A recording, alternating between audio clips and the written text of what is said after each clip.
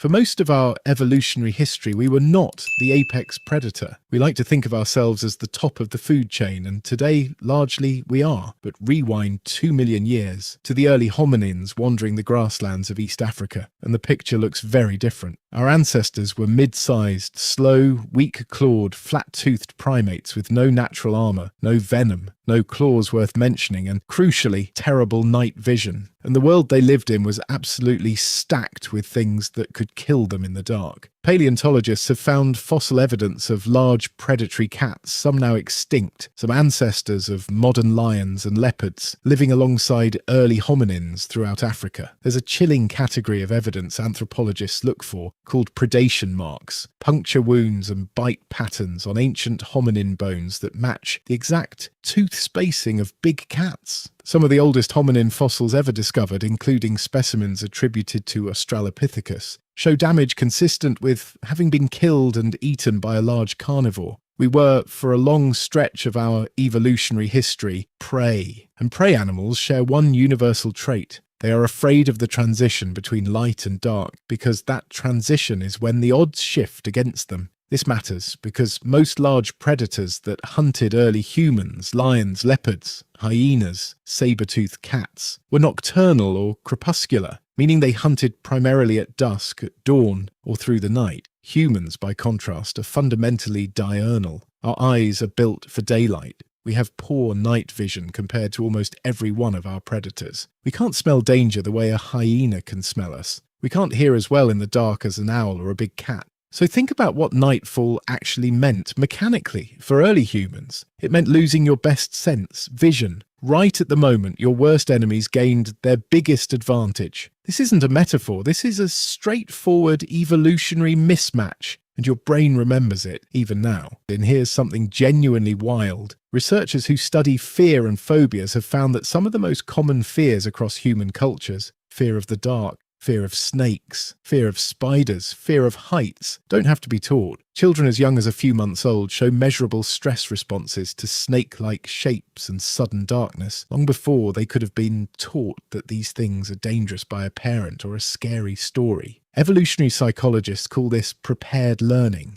The idea that certain fears were so consistently useful for millions of years of survival that natural selection essentially preloaded the wiring. You don't have to learn that the dark might be dangerous. Something in your nervous system already assumes it. Consider what happens to your body right now if the power goes out unexpectedly at night. Your heart rate increases. Your pupils dilate, trying to gather more light. Your hearing sharpens. You start noticing every creak, every distant sound. Your amygdala, the brain's threat detection center, goes on high alert. You may feel an urge to get your back against a wall to make yourself small to stop moving. None of that is a personality trait. That's 300,000 plus years of ancestors who survived the night, passing their nervous systems down to you. And it makes sense when you think about what darkness actually does to your most dominant sense. Roughly 80 to 90% of the information your brain processes about the world around you arrives through your eyes. Take that away, and suddenly you're operating with a massive information deficit, while everything that hunts you at night is not operating with that deficit.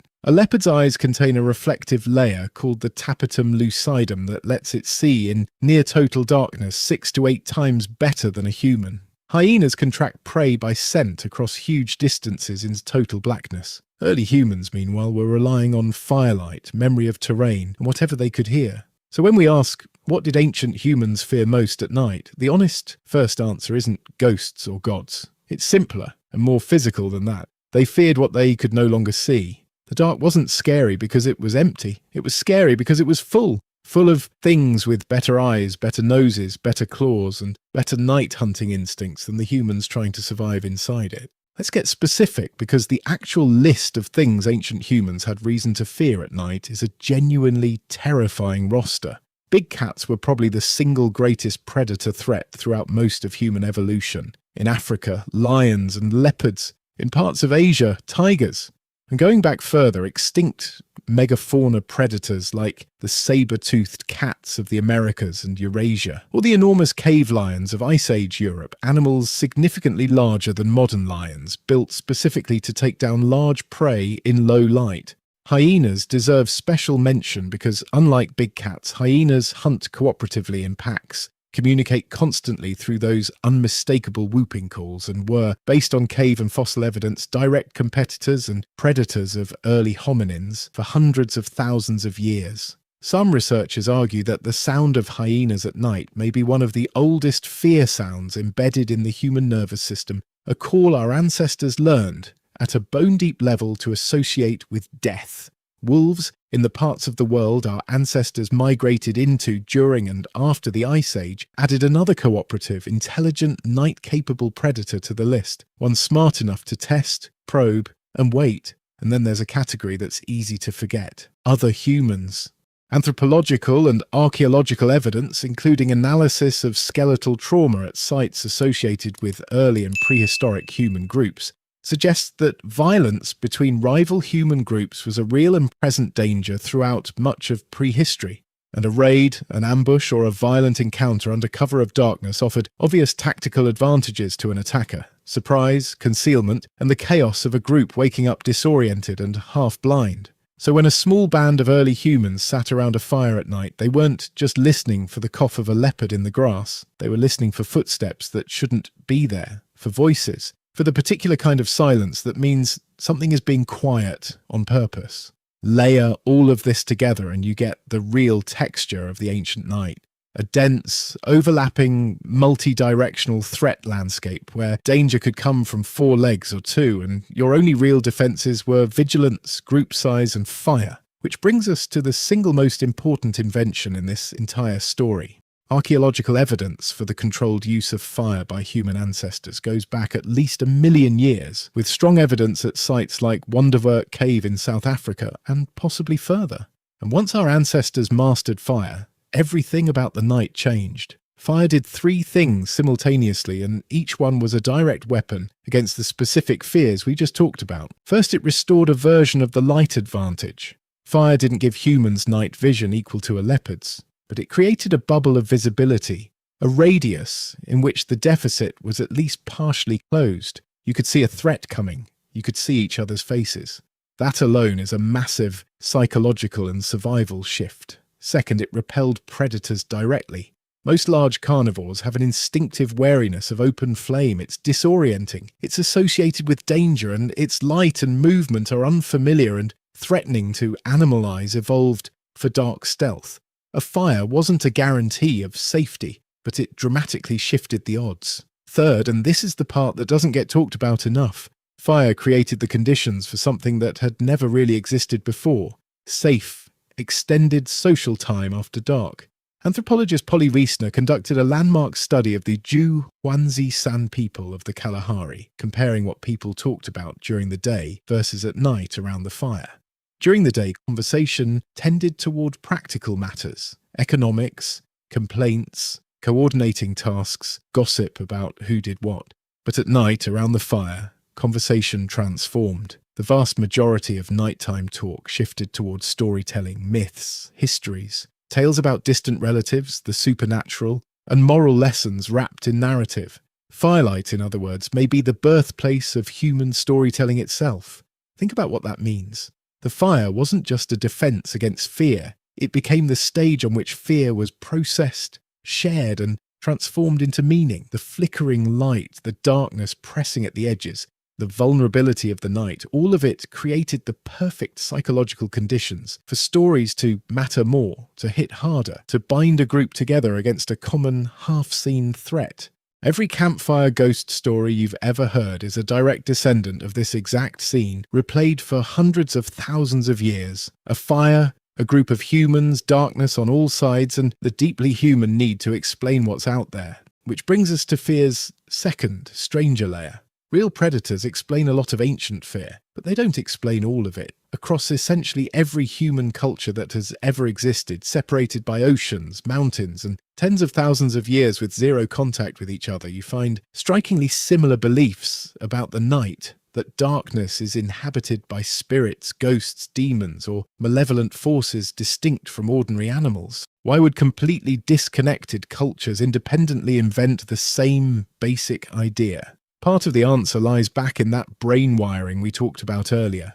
Human beings are, at a neurological level, pattern detection machines, and specifically, we're biased toward a phenomenon researchers call agency detection, the tendency to assume that an ambiguous stimulus was caused by an intentional agent, something with a mind and a purpose, rather than a random, meaningless event.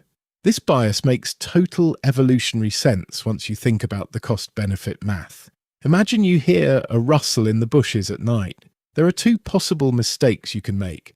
You can assume it's nothing, just wind, just settling ground, and be wrong, in which case a predator kills you. Or you can assume it's something, a predator, an enemy, a threat, and be wrong, in which case you wasted a little adrenaline and lost a little sleep. Evolution overwhelmingly favours the second strategy. Natural selection doesn't care about being right, it cares about being alive. So we became a species that assumes agency first and questions it later. We see faces in clouds. We hear voices in wind. And in the dark, when actual sensory information is at its lowest and the actual danger is at its highest, this bias goes into overdrive. This is very likely the psychological engine behind humanity's near-universal belief in nighttime spirits, demons, and malevolent entities. It wasn't necessarily separate from the fear of predators, it may have been an extension of it. A brain evolved to assume the rustle in the dark is something with intent doesn't stop applying that logic just because the something can't be seen or identified. If it isn't a lion and it isn't an enemy, the brain doesn't default to nothing. It defaults to something else, and cultures across the world filled in that blank with ancestors, spirits, tricksters, and monsters. Anthropologists studying folklore across cultures, from Slavic domovoi and nocnitsa to Japanese yurei and yokai, to countless indigenous traditions across Africa, the Americas, and Australia describing night-walking spirits, have long noted the sheer consistency of the pattern, even when the specific mythology differs wildly. Almost universally, the night is when the veil is thinnest, the night is when the dead walk, the night is when you don't go out alone. That's not coincidence. That's the same evolved brain solving the same ancient problem over and over in every corner of the globe. There's one more fear worth pulling apart because it's arguably the deepest one, and it still runs through modern horror storytelling almost perfectly unchanged. The fear of being separated from the group. Humans are an intensely social species, and for most of our evolutionary history, survival wasn't really an individual project, it was a group project. A lone human at night, cut off from the band, lost almost every advantage that made humans formidable in the first place. Numbers, shared vigilance, collective warmth, combined strength, and the simple fact that predators strongly prefer isolated, vulnerable targets over groups. This is why, across cultures, folklore is absolutely saturated with cautionary stories about wandering off alone at night. The child lured away from the fire by something that sounds like a familiar voice. The traveller who leaves the path and is never seen again. The hunter who strays from the group and meets something in the trees. These stories aren't really about monsters. They're social technology. They're a survival lesson, encoded in narrative, because narrative is what sticks. That says, stay close, stay together, don't wander, don't trust the voice calling you into the dark. A 5-year-old is far more likely to remember and obey. There's something in the woods that mimics your mother's voice to lure children away than predator-prey statistics favour isolated individuals. So underneath the fear of lions, underneath the fear of spirits and demons, there's this third, quieter fear that may be the oldest and most fundamental of all. The fear of being alone in the dark, cut off from the group that keeps you alive. And here's the thing, that fear never left. Ask almost anyone what the scariest version of a horror movie scenario usually isn't surrounded by enemies. It's alone, at night, with no way to call for help. That's not a coincidence of modern storytelling, that's 300,000 years of ancestral memory, still perfectly intact. Here's the twist this video has been building toward. We didn't outgrow this fear, we just out-engineered the reasons for it while keeping the wiring completely intact. Statistically, if you live in a modern city, you are almost certainly safer walking down a well-lit street at night than your ancestors were sitting inside their own camp 50,000 years ago. There are no leopards in the stairwell, no hyena packs in the parking garage, And yet turn off the lights in an unfamiliar house and watch how quickly an adult's imagination starts producing exactly the same kind of dread that kept a Paleolithic human alive. This is called an evolutionary mismatch, a fear response, perfectly calibrated for an environment that mostly no longer exists, still firing in an environment where the actual threats have changed almost completely. Your amygdala doesn't know the difference between a 50,000-year-old savanna and a 21st century parking lot. It just knows low light, poor visibility, potential threat, activate, and you can actually trace almost every piece of modern night culture straight back to this ancient fear. Nightlights for children, a direct descendant of the fire that kept the dark at bay. Horror movies and ghost stories, direct descendants of that fireside storytelling tradition, still using darkness, isolation, and ambiguous threats as their core ingredients, because those ingredients have been terrifying our species for longer than recorded history has existed. The universal, cross-cultural discomfort of walking through an unfamiliar space in the dark, even when you know intellectually that nothing is there. Even something as simple as the comfort of a porch light or the specific coziness of a campfire at a modern campsite. You're not just enjoying ambience. You are, on some level, recreating the exact psychological conditions that kept your ancestors alive for hundreds of thousands of years. Light against the dark, group against isolation, story against silence. So, what did ancient humans fear most at night? Not one thing. A layered stack of very rational fears built from a genuinely dangerous world. Predators built for the dark hours we couldn't compete in. Rival humans who could exploit the same darkness we struggled through.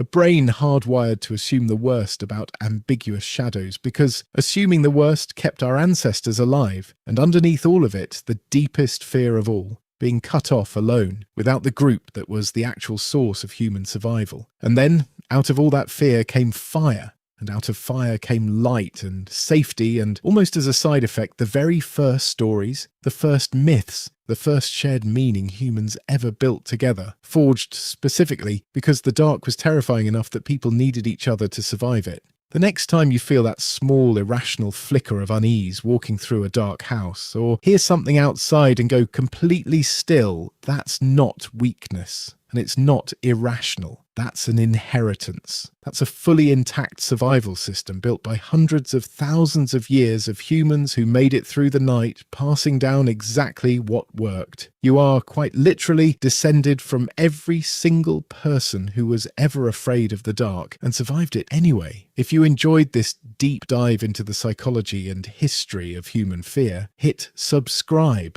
I'm covering more stories like this one, where ancient survival instincts explain a lot more of modern life than we usually give them credit for. And let me know in the comments, what's the earliest memory you have of being afraid of the dark? Thanks for watching. I'll see you in the next one.